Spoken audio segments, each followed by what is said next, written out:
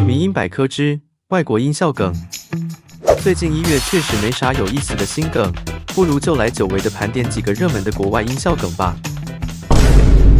这个爆炸声可以说是超级常见了，通常用于表示震惊或是转折的效果。最早源自于12年前 YouTube 上的一个免费音效包，在影片开头就有出现该音效了。后来兴起了一个叫 Vine 的短片平台，其平台的大网红 Pinkbog 就特别喜欢在自己影片中用这个爆炸声来增加喜剧效果，甚至到了滥用的程度，以至于该音效出圈后，大家都开始唐突的模仿，像是最经典的巨石强森挑眉，或是各种奇奇怪怪的地方。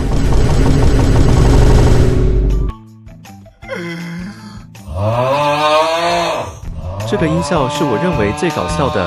出自2021年8月2日 TikTok 上有位葡萄牙用户偷偷拍下了他外婆睡觉时打鼾的声音，听起来很像是野兽在咆哮，不过是不是后期配上去的还不好说，反正倒是挺有节目效果的。后来该音效就被大家频繁地运用在各种张大嘴巴的场景里，并且越发的抽象，成了一个泛用性很高的素材。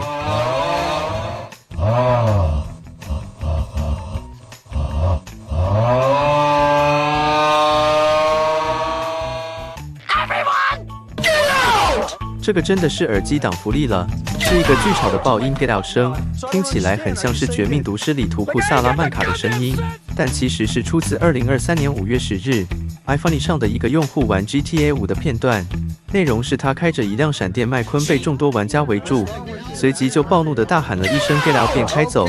这个音效更常被用在影片的结尾，制造一种猝不及防的笑点。